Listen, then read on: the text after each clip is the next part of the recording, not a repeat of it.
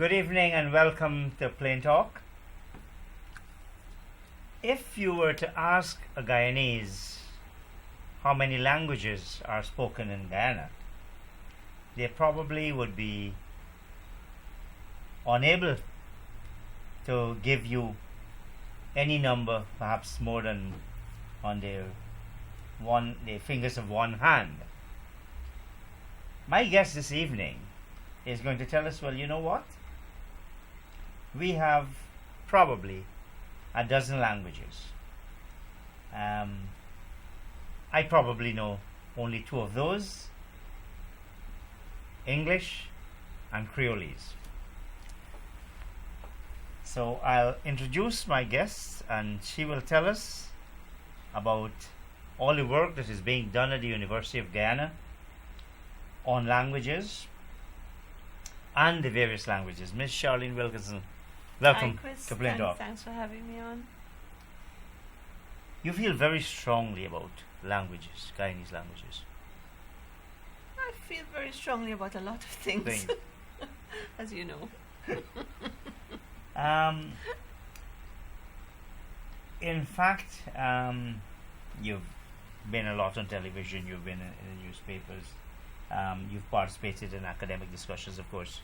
You yourself are a lecturer at the University of Guyana. You participated in a colloquium last month dealing with languages of Guyana. Tell us something about that colloquium. Yes, the colloquium took place on August 10th and 11th, 2 days. It was groundbreaking, it was history making, if I dare say so myself.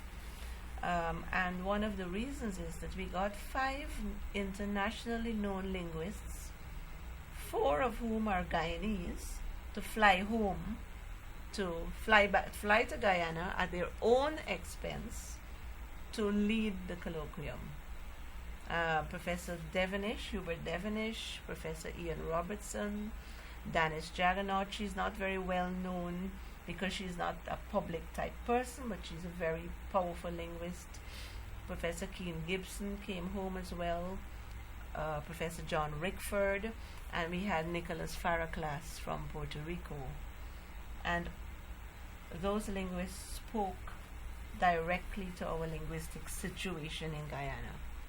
Well, tell me, what is our linguistic situation in Guyana? Right, our linguistic situation, if you're talking about the languages that exist, it is a multilingual situation. It's not an English-only situation. You mean Guyana? We have Guyana. We have at least 9 Native American languages, what we call indigenous languages. We have Creolese, we have English, we have 2 heritage languages, the Yoruba and the Bhojpuri from the East Indian people.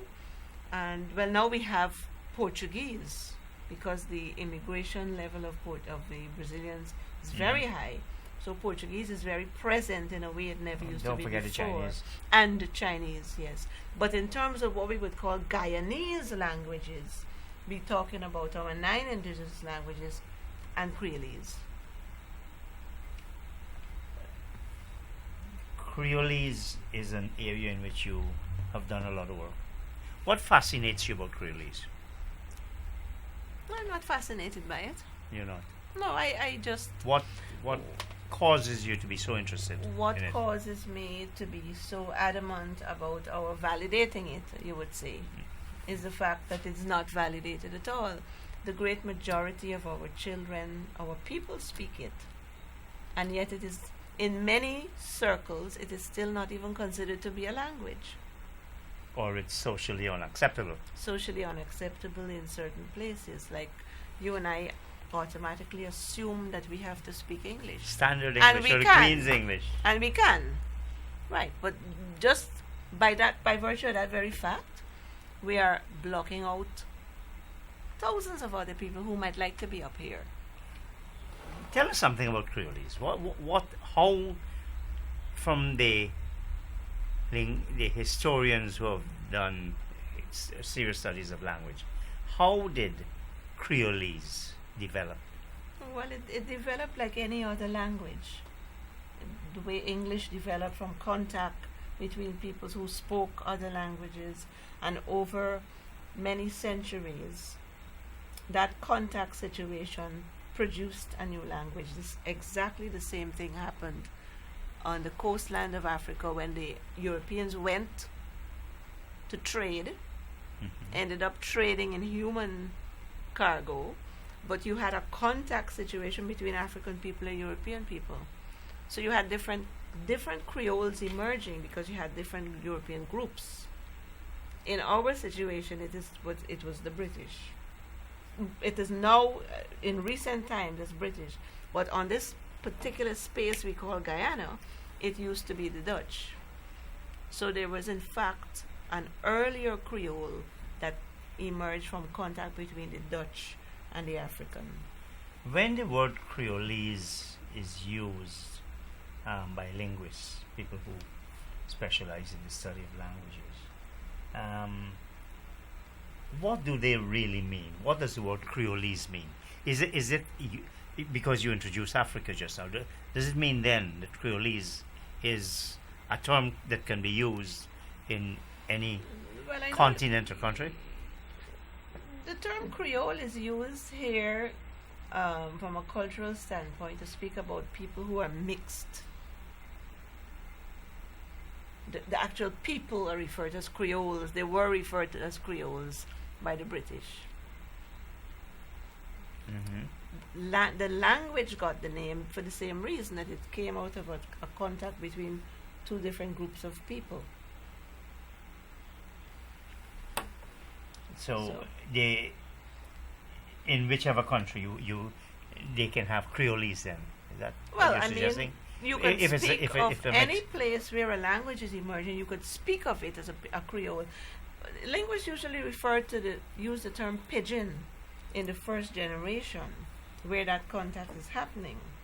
So it's a language that's not really a language yet, because it is now being created.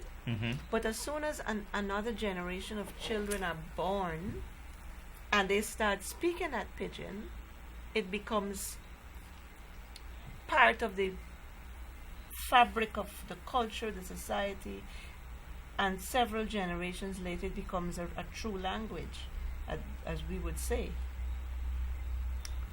Has Creolese then achieved that status? And now we're talking in academic circles, in linguistic circles, in governmental circles. Does this government, for example, or any government, does the Ministry of Education recognize Creolese as a language? That's a difficult question, because the Ministry of Education officials at the very highest level might tell you yes, they do. But do they treat it as a language in its own right? And I would say no, they don't. It is lip service, but it is still, the whole class thing comes into play now, because it's still, the Ministry of Education in Guyana still privileges those who speak English. Or who speak proper English. Well, Creolese is not improper English, you know. Is Creolese considered absolutely independent, or is it a variant of English? Of English. Linguists have actually measured the distance. Don't ask me to explain how they do it. I'm not a linguist. But in terms of mutual intelligibility, so to speak, an English speaker not growing up and living in a Creole-speaking society will not understand Creolese. The linguists prefer to call it Guyanese. Yes. And that is basically the measure we use. But there are other technical ways of measuring the distance. Well, let's get back to the Ministry of Education. Would you expect, and is it in the circles, that one would expect that, given the number of persons who in fact speak this language, Right. that it should have official status? You're asking me if the argument should be made for that? Yes. Well, I would personally. Or if I it would has if it has been accorded official status. if it has been? Yes. Oh, definitely not. You know, Creolese doesn't have official status in Guyana. English to date is the sole official language of Guyana. And that was the policy that the British imposed. I would say imposed. Because the people that came here, the people who were not British that came here, did not speak English. But the British, having the military power and the economic power, they imposed the language, and that is the situation we have today. you know, Charlene, I'm often confronted with persons on this program saying, complaining, alleging that the British did this and the British did that. The British have left 50 years ago. Right. Shouldn't we have been taking responsibility in an area like languages? Well, we think we do, you know. Our leaders, if you don't have to know all profound history to understand the structure that was inherited after emancipation and the era leading up to independence. It was the people who were as closely associated with the British as possible that took power. They inherited all the trappings of colonialism, the military establishment, the educational establishment, the economic structure. They inherited all of that. And they are the people who led us to independence, and they were really a minority group. Our independence was not won by leaders rising out of the masses of the people. You might think it is, but it isn't. If you looked at their whole education, and I'm not denouncing it. This is the reality. Yes, but should not reality also require them to have confronted the reality of the hundreds of thousands of people who speak this language called Creolese? Yes, and Is it a denial of a reality? it is a denial of a reality, and let me explain how it manifests in today's education system. There is no subject, and this amazes me so much that I keep repeating it. There is no subject on the primary school timetable called English. Yet the masses of our children don't speak it. And it's difficult to even get Guyanese to understand that, because we know we do speak it to a certain extent. Because the two languages are in contact. The children turn on the television, they hear English, they turn us on, they're hearing us. And there is a level of comprehension. When you understand how children learn language, you understand it. You can even, just intuit it. Children comprehend the language before they themselves can produce it. So you may talk to them in English and they would understand a great deal of what you're saying to them, but they wouldn't be able to respond to you in the same language. If you gave them a chance to respond to you in Creolese, they would be extremely fluent. But what's happening in the school system is they're not being allowed to do that. There is, when I spoke about lip service, I said there is a move in the education ministry now. There's a universal movement called the language experience approach. English-speaking children use it too. Teachers in schools all over the world use it. Where the children, when you're teaching them literacy, you allow them to share an experience in the language they know. These are infants and young children. They share freely. And the teacher is supposed to use that language to create the text, the early text that they're going to read from. So they're going to read from things speaking to their own experience. What we do in Guyana is we say, yes, Allow them to speak the language they know, and then tell them that there is a different way to say it. And then write that different way for them. Now, the simplest basic theories about how to teach a second language will tell you that that cannot work. It's not going to work. If you're telling them it's okay to speak the language they know, why are you telling them a few minutes later that it must be said somewhere another way? And if it is to be said another way, then that process has to be done within the education setting as a subject called English. We've moved into some details. We started by talking about this colloquium held at UG last month. What was the objective of this colloquium? Well, the objective of the colloquium, actually, one of the participants said we were attempting to manipulate people. You could see it that way, but we wanted to bring to light to the public awareness, and the participants were increasingly involved and enthused as we got into the first day and the second day, because they were connecting with everything that most of the presenters were saying. The purpose was to bring awareness, first of all, to that our reality that you just asked me to explain, and it was to help people to begin to see the difference between what we call in the academic world we call colonial deficit perspectives, and shift to multicultural difference perspectives.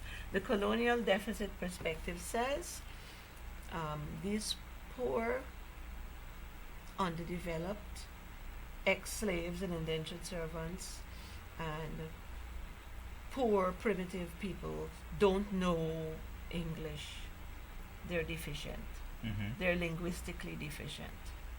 It's just like you don't have highly developed Western technological things. It's almost parallel when you look at the way we look at development. Because we don't have the things of the West, we're underdeveloped. So linguistically, we don't look at what we have. We look at what we try to become like somebody else.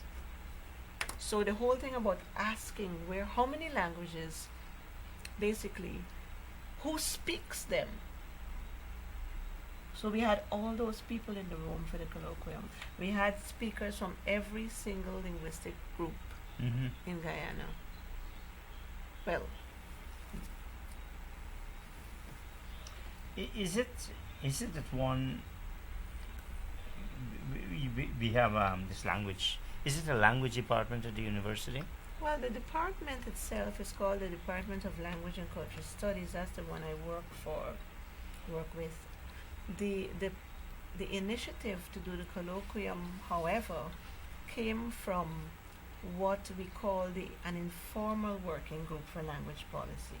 Another real reason for the colloquium is to begin the process of discussing language policy in Guyana.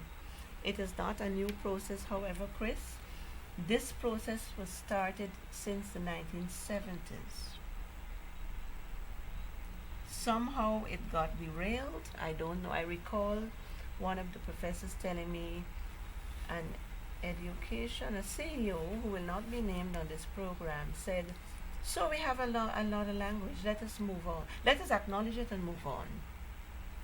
So you talked about dismissing things and denial thing. That was one perfect example of the denial and the dismissal. Wordsworth McAndrew was doing a lot to bring to awareness too, and he has several articles. Recently, Roy Brummel wrote a book honoring Wordsworth's work.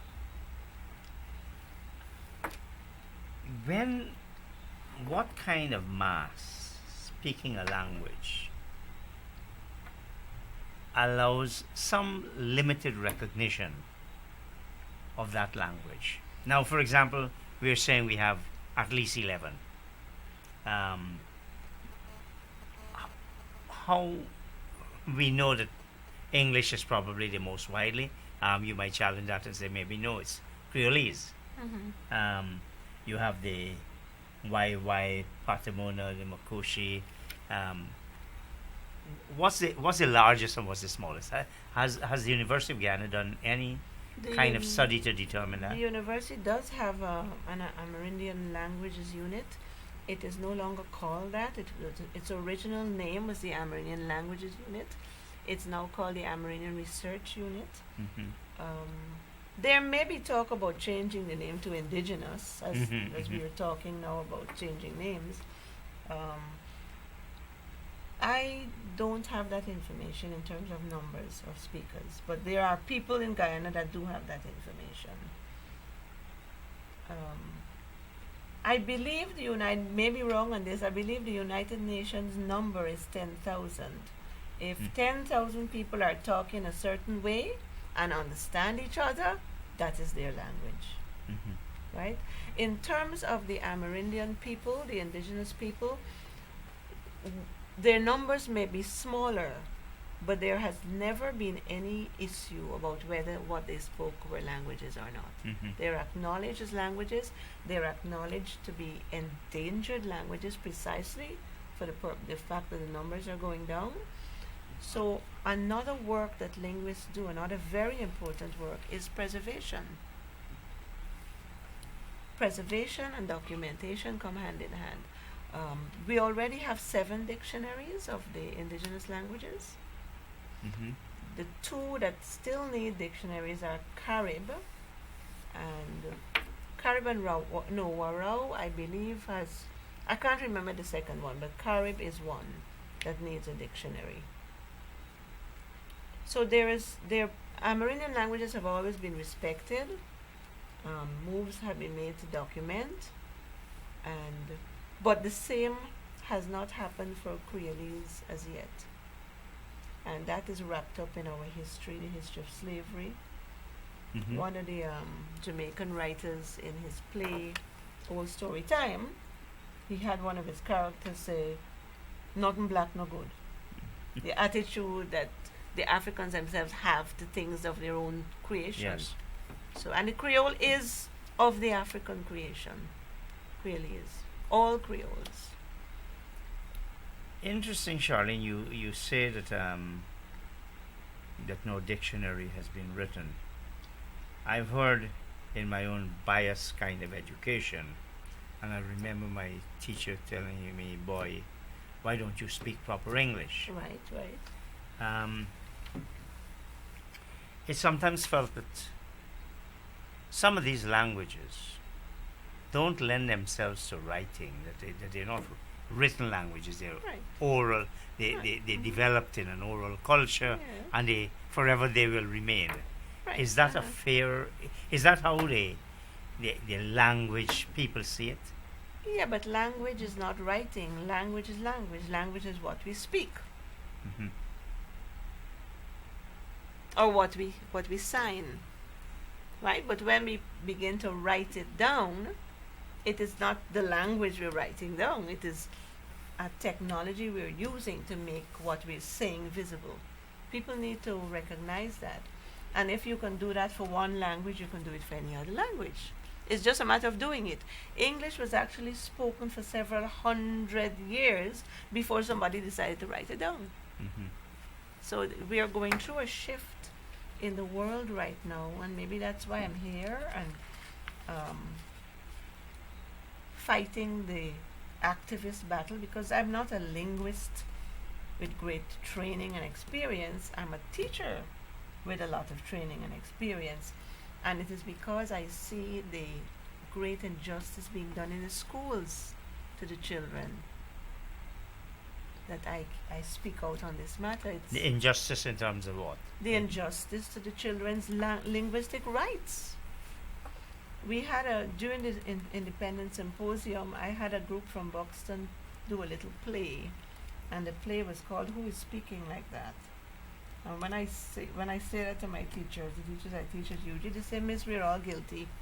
When the children's Creoles becomes a little too loud, the teacher goes into automatic shutdown. Who's speaking like that? shut down.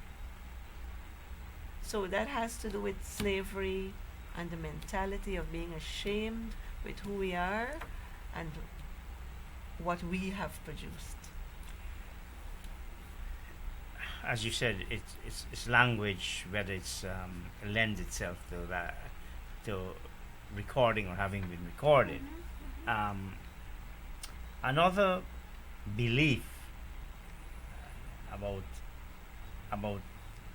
certain languages is that they're either dead or they do not lend themselves to change. Let's take technology. We have these several languages here. None of them has a word for computer, do they? Because the people who speak the languages have never seen a computer.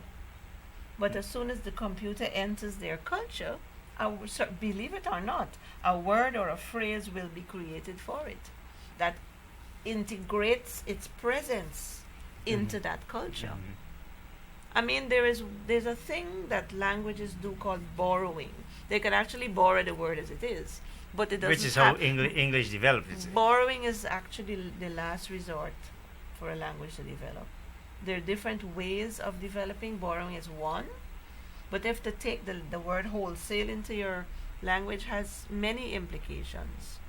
It has phonological implications. Even if you take it in, the sound of it might change into something completely different. And we have many words that we have taken from English, but it no longer sounds like the English word.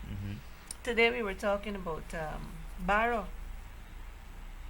I want to borrow some money.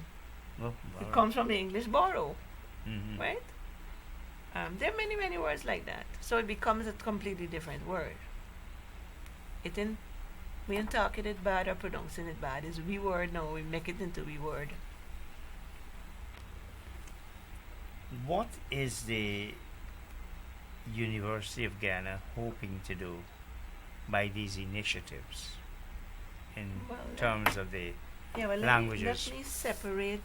Let me separate the work of the informal working group from the work of the University of Ghana. They're two different things. The informal working group hopes to present to the university a proposal for creating a Guyanese languages unit.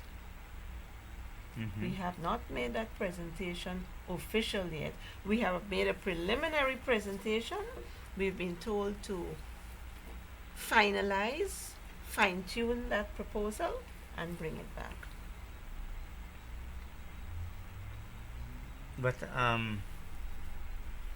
so there's even at the University of Ghana, there is no real serious plan about these languages. Is this a romantic notion that look, we shouldn't allow that language or this language to die, like how we might have allowed certain species of animals to die, and here is our opportunity to keep the languages alive? Well, certainly that is the initiative of the informal working group that hopes to insert itself officially in the University of Guyana. And to be fair to the University of Guyana, we have had a mass exodus of linguists. You have to admit it.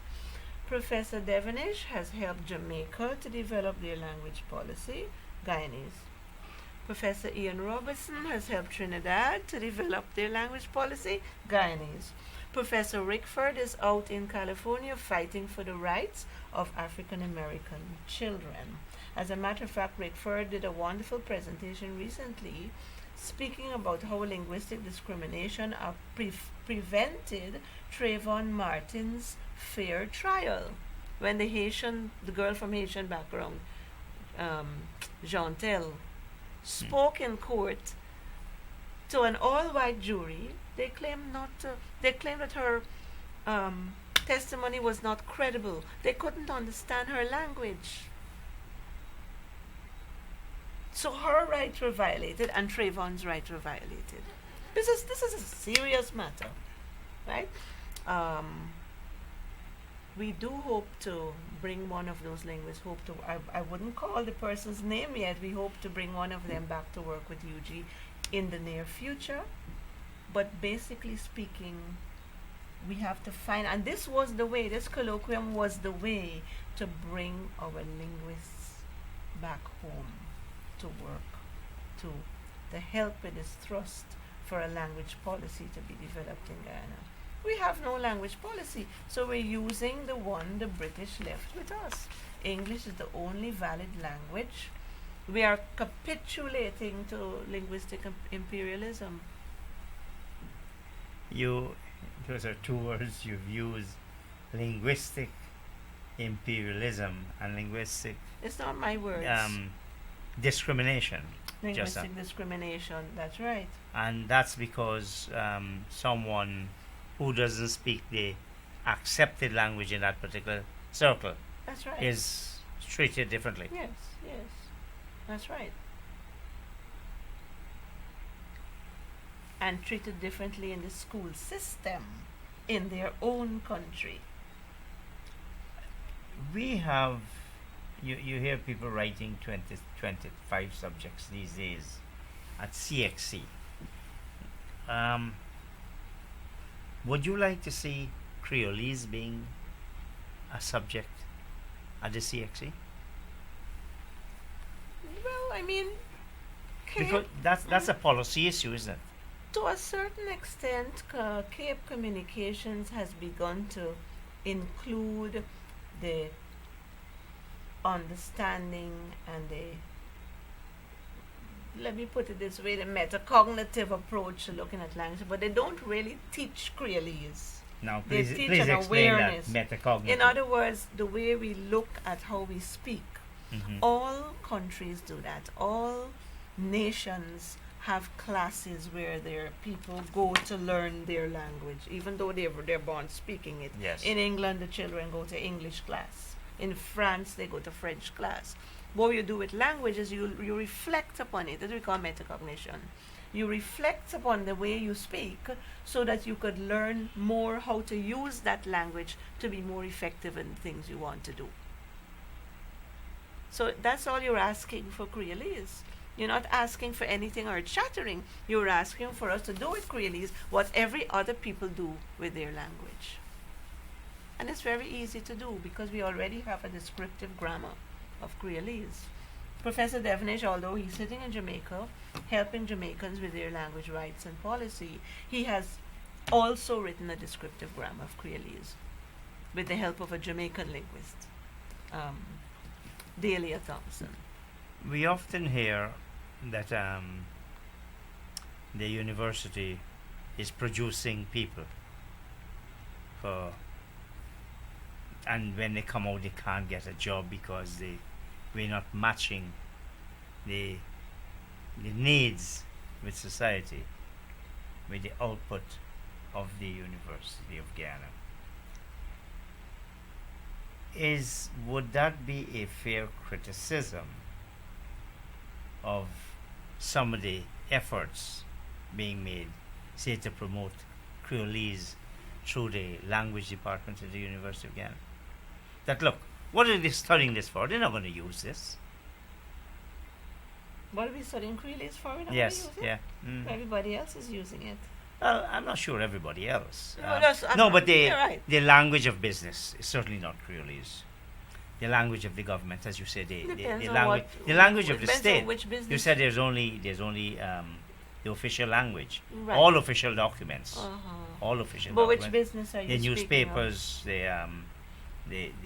the newspapers, the courts, almost everywhere you go, that where there is writing, right? It tends to be all the official documents are in English. Yes. But the spoken language of the people who seek the services of the state is not English. So the people are very often discriminated against in the courts if you don't speak English. I used to tease Nigel during the Colvin Harding incident, Colwyn doesn't speak English, he speaks Creolese. Mm-hmm. And I would sit and listen to Nigel speak in the most erudite, articulate English, and I knew that Colwyn couldn't understand him. So I used to make a joke about it because I understood that, these things people don't understand just like that. So, in a country where linguistic democracy prevailed, it would be recognized that a particular defendant doesn't understand English, and that person would be provided with a translator, so that everything is crystal clear. So you see how much work we have to do? Well, but this is what we're saying. It's the language. Lawyers wouldn't go to court, and even if their client is a Colwyn Harding, and who there are wants many to speak. Colwyns. There are hundreds of thousands of Colwyns all over this Caribbean Well, who speak that language. You don't look very convinced. well, I'm always concerned about numbers. Mhm. I'm always skeptical. You know, life of an auditor is one of skepticism. Has there been any study done, survey done, in which we have identified of these 12, 11 languages, perhaps in a census form, how many languages do you speak? The first thing, I guess, Creolese will not be listed as one of those languages. No study has been done for Guyana, and this is one of the bold initiatives that our group hopes to accomplish. Two particular surveys almost immediately following this colloquium: the language attitude survey, what's your attitude to your languages, and the language competence survey. So it's not easy to do. We have to get trained by the relevant linguists, and we have to set it up and then train a core of people to go out across. Guyana's problem is the space. Guyana is a huge country. It's not like in Jamaica you could walk around in 2 days and finish a survey. We'd have to send people out into all the regions. But it has to be done that could be done as part of the census, of course. while the census is being carried As out. part of the census. People are trained. Well, talk to your government. Our government. This is work that has to be done, and I don't understand. I'm amazed, though, that the leaders of our independence movement, or the children of the leaders of our independence movement, who were so radical to break away from the British, are now in this kind of frozen zone where they're not sure. Professor Craig has a lovely term for it. He calls it professional uncertainty. While the children are suffering in the schools, professional uncertainty. Should we or shouldn't we? Should we or shouldn't we? Well, have they made that decision as far as the professionals are concerned? They, in their official tie and jacket capacity, they've rejected Creolese. Not totally. I'm Saying that you must accept the children's speech is a far cry from where we used to be before, where you would actually be shut up. Don't let them But come in here talking it's not only about children. If it's accepted as a language, it can't be only about children. It's as if we go to a symposium, say the human rights or any of the places having a serious discussion, you're not going to get up and speak Creolese. In fact, if you did, because some people just might, Some if people they did, do. Some people do. Yes. No, they get a strange look, don't they? No, not really. I would say Guyanese people do. If somebody passionately gets up and passionately expresses something in Creolese, they're listened to. They're acknowledged, and there's usually a very positive response. Well, you know, Charlene, and I don't move around a hell of a lot, but I've not been at any. I mean, I've attended lots of talks at Murray House. I've been to workshops, symposium, etc. But nothing where the Creolese is used particularly No, widely. I have, Chris. I can't pinpoint. I mean, I can think of forums I've been to at the African Heritage Museum, for example, where people do get up and speak Creolese. Usually the men, um, not as widely as in Jamaica, where I lived for about 12 years. In Jamaica, Creolese is the lingua franca. Jamaicans are not ashamed to speak their language at all, and they speak it everywhere they go in the world. So much so that there's a course at Harvard University to teach Jamaican language. Can you imagine a course at Harvard University to teach at least maybe one of our languages, the many that we have? Can you imagine that? I think it's on the verge of happening. Where? I think it's on the verge of Where? happening. I think that the tone is set. I think that the climate is right. And sooner or later, the officials who run things in this country will not be able to say no, will not be able to turn their eyes and pretend that this thing is not happening. It seems to be that's what's happening now. Pretend that we don't have the experts, we don't have the materials, we don't have the money, but you spend millions of dollars on a methodology that is failing. You say, and I come back to the CXC, you say Jamaica regards their language, Jamaicans regard. Jamaican people. The people very that good. run things Yes. in Jamaica All right. is a different story. But the great masses of Jamaican people. Let's take, again, I come back to the CXC.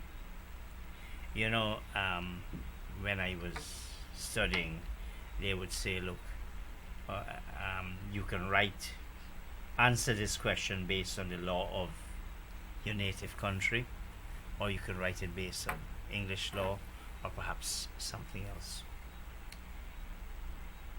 Is there any place, any examination in Jamaica, in anywhere country, where exams are held in that language, or where you can elect, let's say your English paper, you can elect to write in the Creolese, which in Jamaica would be the Jamaican language, in Barbados, etc.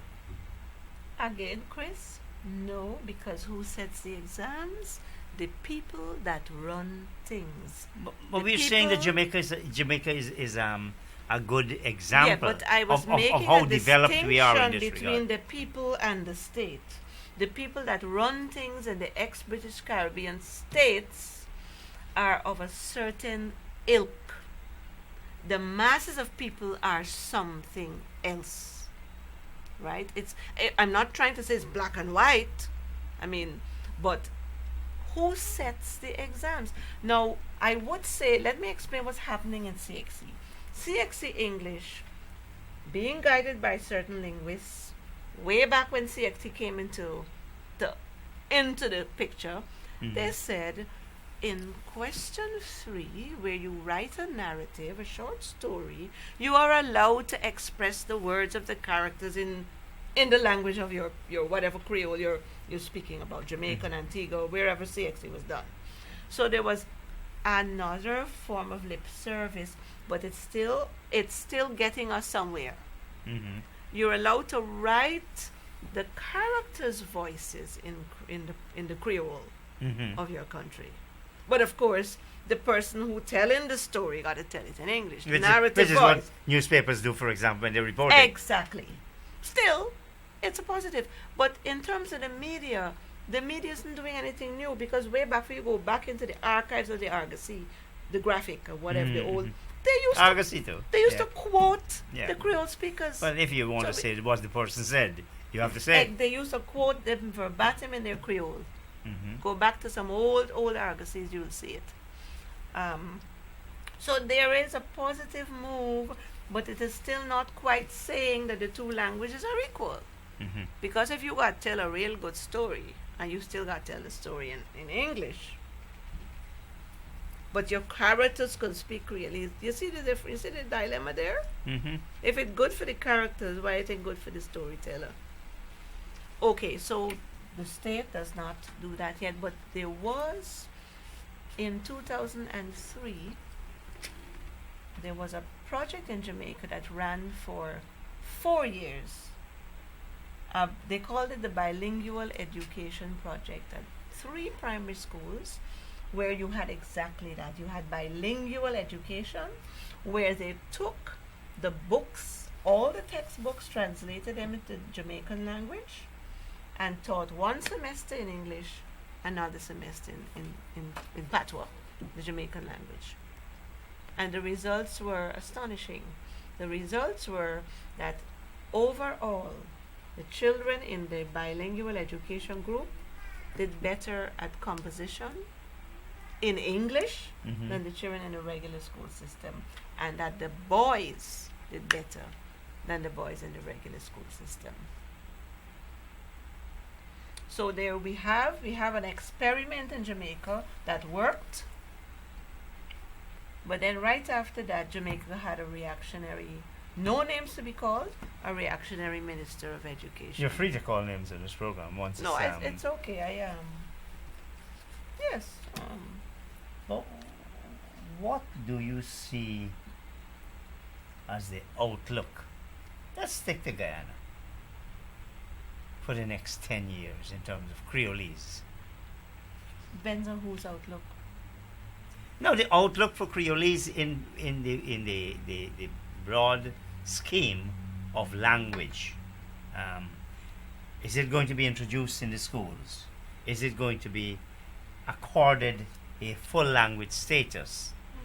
Is it going to be seen as you have on this cover page here, one of the languages?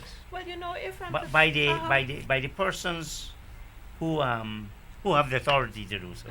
I'm not. This is not as. I'm not being subjective here. I'm not saying that I agree with that. I come from Alexander Village. I grew up speaking Creolese. I hope I haven't lost my touch in it. But where is it heading? Where is Creolese heading? Let me give you an example of where it's heading. This document I have in front of me is a document consisting of 300 medical words in Guyanese Creole. Ninth. You got ninth your baby. You got Nara. You pass out. You got mad blood. You mash up. You got eye dazzling. 300 of these. That when we invite Cuban doctors, Filipino doctors, or doctors who speak neither English nor Creolese well, and they have patients who explain their ailments in Creolese, they don't understand them, and they often misdiagnose them. Okay? What the Ministry of Education has asked UG to do, and I gritted my teeth when this happened, is to make an English language test for the Cuban doctors, but not a Creolese language test. So it's either you're only sending English speakers to the doctors, the Cuban doctors, which you're not, or you got to provide translators for the patients, which you don't. Why not? Which you don't. Why not educate the doctors themselves? Now, what my colleague Kensel Banwari is hoping to do is to work with a doctor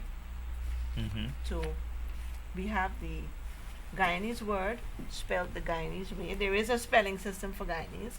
We have the English explanation for the word, but what we want to do is to add the medical terminology, the traditional medical terminology. So we have a dictionary, a properly constructed medical dictionary in the making. This would be the first publication project of our informal working group. I don't mean to put you in the spot here, Charlene, but if you were to say that in Creolese, what you've just said, well, first of all, cannot be said, cannot be translated into Creolese. Yeah, but first I'm going to remember what I said. Yes. And you would have to turn on the tape recorder and tape me. I can have a sit down. Well, and let me listen say me to do the- that. Let me say me do that. So what? What wrong with talking to young Creoles? Is against the law? Not on this program. Okay, so we could do the whole program over in Creoles. And a night, I think I should challenge you for let me do the whole program in Creoles. I'm not sure I can survive.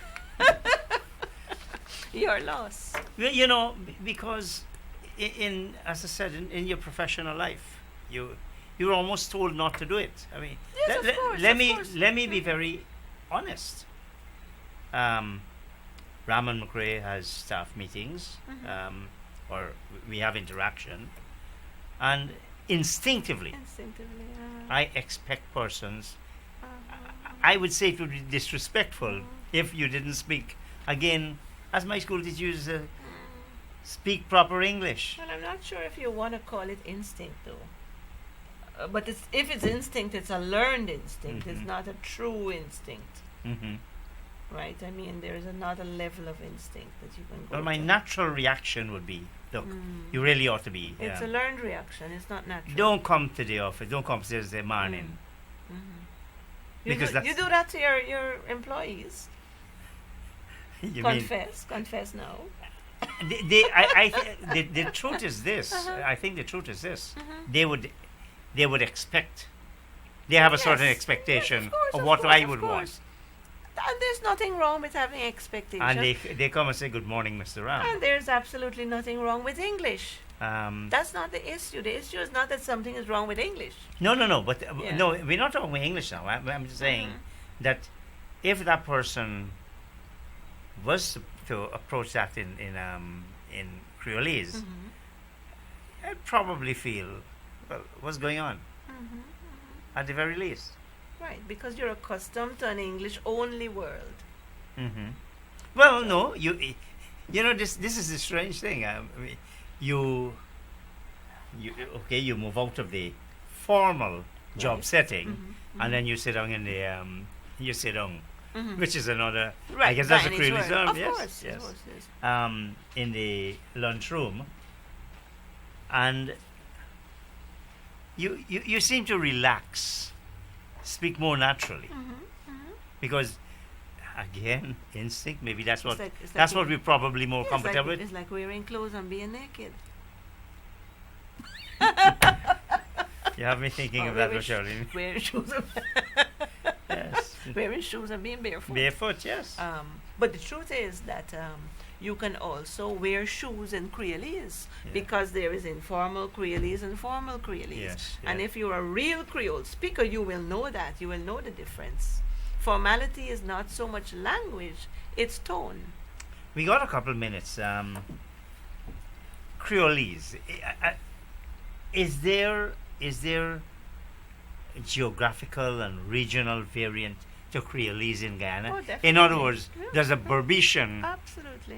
Creolese speaker. Absolutely. Can they understand each other? There's a That Creolese is speaker. why, yeah, that's why we call it a lingua franca, because although it is different, we have different dialects. The linguists call them dialects of the one Guyanese language. We can fairly say that we can understand each other. There may be certain words that you would have to learn, Mhm. but we do understand each other because the basic grammatical structure of the language is the same.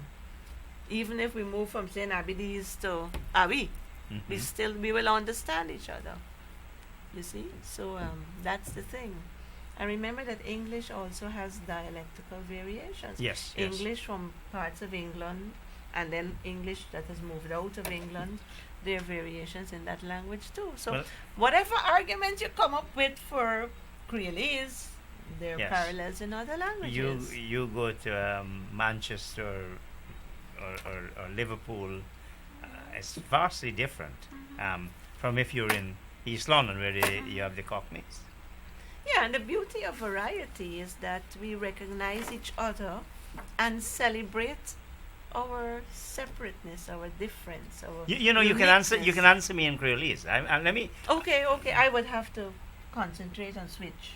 Yeah. And I mean, people like to challenge us. You're always fighting for this Creolese, but You're not You talking get the up, thing. you get up. Yeah, but it's done. It's very doable. But you have to sit down and switch your head into that mode again. It's like we're having two heads, an English head and a Creole's head. Professor Robertson presented one of the presenters. He presented in bilingual form, switched from English to Creole's throughout his presentation. Do you have a recording of that? Hopefully, yes. The Learning Channel recorded the entire 2 days, and we will have that video. Maybe the next time, if you agree to come and play and talk, Yes, talk yeah. with me, It would be. We would have glad for do that. because then we could, Yeah. get some clips. Yeah. 50 minutes presentation. Yeah. Because here it is. In some ways, we're talking in the abstract. Yes, very much. We're so. talking about And, Creoles, and yeah. we're using standard English. Absolutely.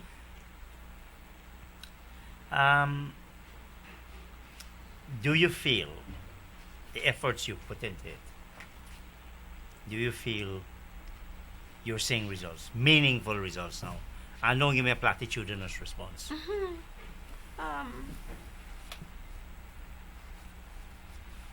Meaningful results, yes, in the response of my colleagues at the university.